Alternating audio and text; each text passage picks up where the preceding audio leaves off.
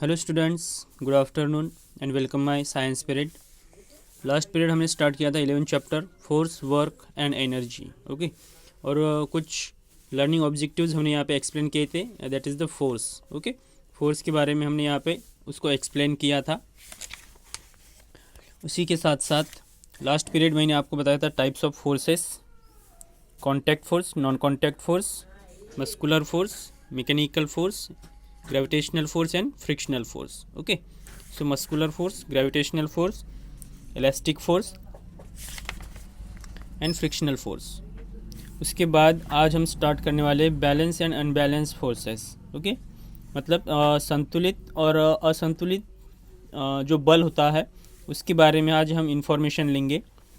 So look at the picture of two teams playing a tug of war. Okay, इस game को आप देख सकते हो। यहाँ पे दो टीम है, यहाँ पे लेफ्ट और राइट में। ये टग ऑफ वॉर है, रस्सी खींच का गेम है। So look at the picture of two teams playing a tug of war. If the two forces are equal, okay, two forces are equal, दो जो बल है यहाँ पे वो इक्वल है। There is as much force from the left team as there is from the right team. Okay, left में और राइट में जो टीम है यहाँ पे 1 2 3 है, और यहाँ पे अगर देखते हैं तो 1 2 3 और 4। ओके, मतलब यहाँ पे इक्वल नहीं है। There is as much force from the left team as there is from the right team. मतलब राइट टीम से जो लेफ्ट साइड की जो टीम है वो ज़्यादा है, उनके पास फोर्स ज़्यादा है। These forces are balance and there is no movement. अगर फोर्स एक समान है, बल एक समान है, तो यहाँ पे कोई भी मूवमेंट नहीं होगी। ओके, मतलब कोई भी अपने तरफ खींच नहीं पाएगा। If one of the team pulls with the force which is greater than that of the other team, the forces are unbalance and there is a movement.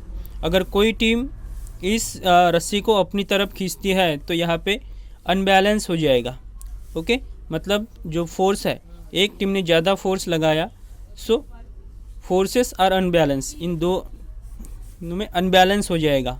Okay, असंतुलित बल क्रिएट हो जाएगा and there is a movement. Unbalance and there is a movement. So balance forces mean that the force are equal but opposite. Okay, मतलब balance force जो है, balance force mean that the forces are equal. मतलब balance force का मतलब क्या है कि दोनों में इक्वल होगा but opposite. Then unbalance forces mean that the opposite forces are not equal.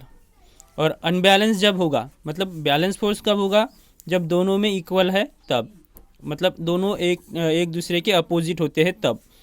और अनबैलेंस कब होगा कि unbalance forces mean that the opposite forces are not equal. मतलब इन दोनों में जो अपोजिट फोर्स है वो इक्वल नहीं होगा, तब अनबैलेंस होगा। मतलब एक टीम अपनी तरफ अगर खींचेगी तो ये सभी जन इधर जिस टीम ने खींचा है उसकी तरफ जाएंगे ये। ओके, तो ये अनबैलेंस हो जाएगा। तो हमने देखा है बैलेंस एंड अनबैलेंस फोर्सेस, संतुलित और असंतुलित जो बल है उसके बारे में हमने यहाँ पे देखा है। उसके बाद हम स्टार्ट करने वाले वर्क। ओके, वर्क मतलब किसी भी कार्य को जब हम करते हैं तो वर्क कहलाता है। The meaning of work as used in science is different from the everyday use of the word. मतलब किसी काम को जब हम पूरा करते हैं, कोई वर्क करते हैं, so as used in science, तो विज्ञान में एवरीडे जब हम कोई काम करते हैं तो उसके लिए डिफरेंट वर्ड्स का हम यहाँ पे यूज़ करते हैं। So work is said to be done when we use force to move an object from its position. मतलब किसी ऑब्जेक्ट को हम मूव कर रहे हैं, मतलब एक जगह से दूसरी जगह पे उसको स्थानांतरित कर रहे हैं, उसकी पोजीशन चेंज कर रहे हैं, सो इट इज़ वर्क। उसी को वर्क कहते हैं। According to science we do not do any work if we stand at a place with a load on our head even for a whole day. Okay, because there is no movement of the load. मतलब accordingly देखिए कि according to science के मुताबिक अगर हम देखते हैं तो we do not do any work if you stand. अगर हम स्टैंड है, दिन भर खड़े अगर है, सो हम कुछ भी वर्क करें, do not do any work, okay, मतलब हम कुछ भी नहीं कर रहे, स्टैंड खड़े हैं, at place with a load on our head, और अपने सिर के ऊपर लोड लिए हम खड़े हैं, even for a whole day, because there is no movement of a load, मतलब उसकी कोई मूवमेंट नहीं हुई है, ओके, मतलब कोई भी सामान लेके अगर हम दिन भर खड़े हैं तो हम कुछ भी नहीं कर रहे, okay, so whole day because there is no movement, हमने कुछ भी मूवमेंट नहीं किया ऑफ द लोड, उस लोड के साथ, उस वेटेड के साथ हमने कुछ भी वर्क नहीं किया है, कुछ भी मूवमेंट नहीं की है. So work is done when a load is lifted, work is done when load is lifted, मतलब वर्क कब डन हुआ, जब हमने लोड को लिफ्ट किया, उसको उठाया तब, ओके, मतलब अपने सिर के ऊपर जो भी हम रख रहे हैं तो उसको उठाने के लिए जो हमें ताकत लगती है. So work is done when a load is lifted, जब हमने उसको उठाया तब वर्क डन हुआ. So when a door is open, हम दरवाज़ा खोल रहे हैं, when a nut is crack, और when a flag is hoisted, okay, हमने जब दरवाज़ा खुला है, या फिर नट कहीं पे क्रैक हुआ है, या फिर फ्लैग होस्टेड हुआ है. So work is done when a car is push, इस कार को पुश कर रहे हैं, मतलब work is done, a man pushing a car, car को हमने पुश किया, सो वर्क इज़ डन. और बकेट इज़ लिफ्टेड, बकेट को हमने उठाया, बाल्टी को हमने उठाया, तो वर्क इज़ डन, यहाँ पे वर्क हो गया है. Sometimes we find that work can not be done with our bare hands, अभी कभी कभी देखिए कि we find that work can not be done with our bare hands, मतलब कोई जो कार्य है वो हम खुले हाथों से नहीं कर पाते हैं, okay, we find that work can not be done with our bare hands, मतलब खुले हाथों से नहीं कर पा रहे. So therefore it is necessary to find some easier way of doing that work, मतलब हमें कुछ ऐसा साधन ढूंढना पड़ता है कि जिससे हम उस काम को ईजिली कर सकें. नेसेसरी टू फाइंड, ये ज़रूरत है कि necessary to find some easier way of doing that work, उस काम को करने के लिए हमें ईजियर वे चाहिए, ओके.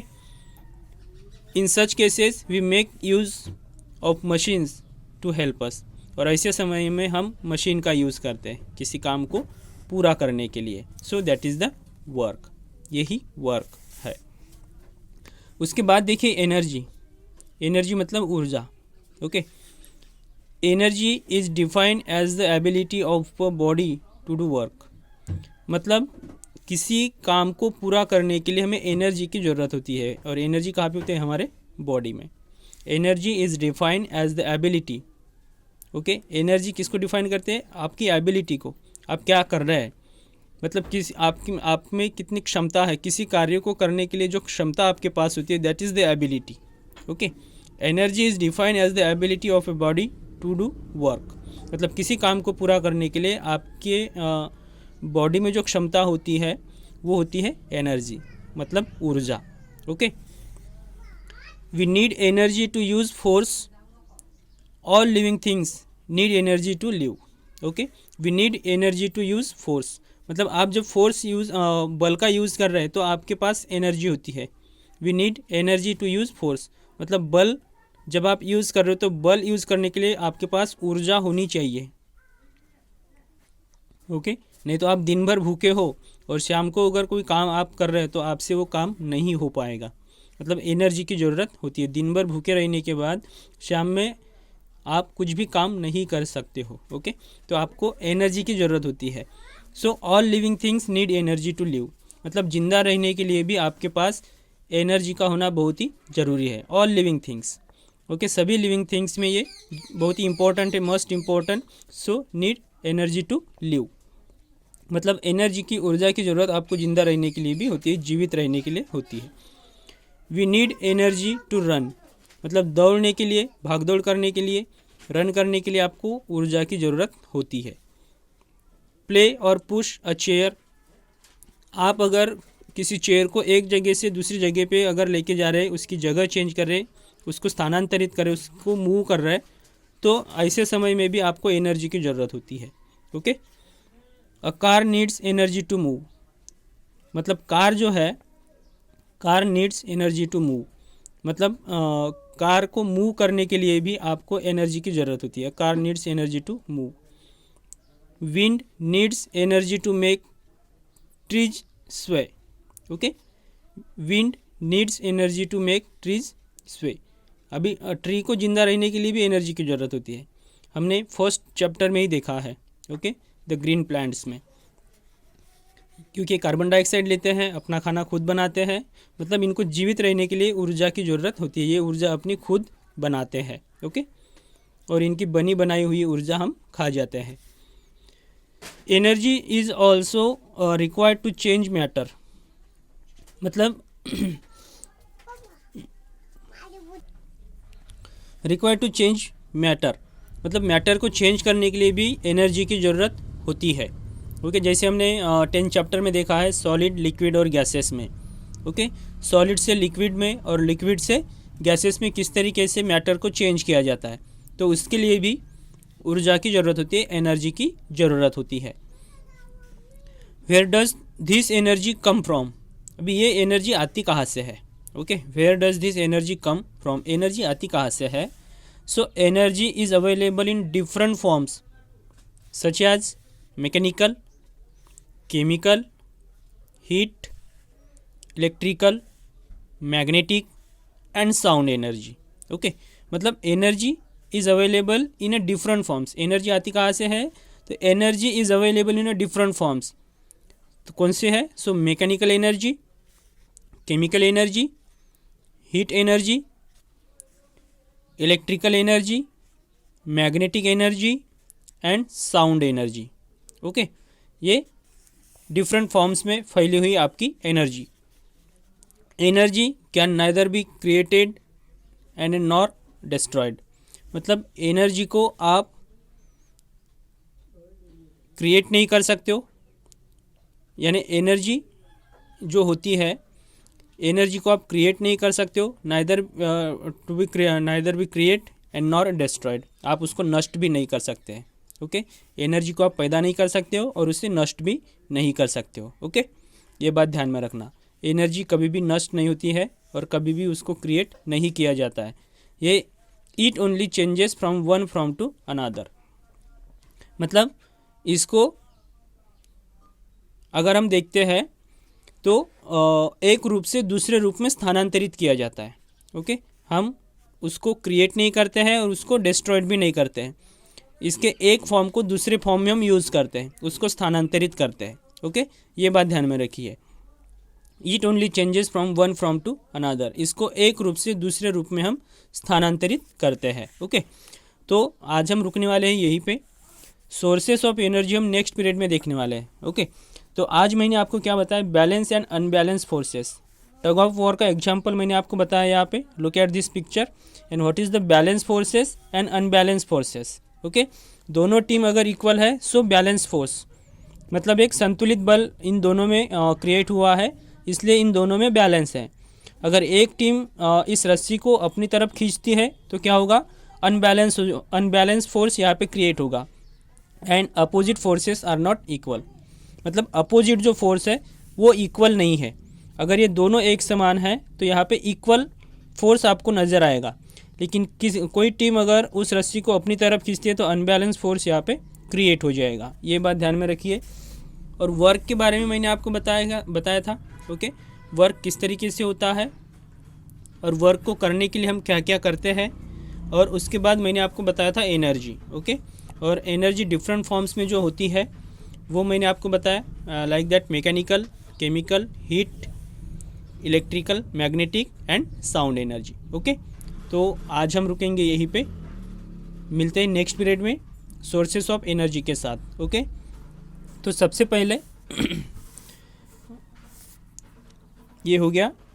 तो आज हम रुकेंगे यहीं पे. Good bye, take care.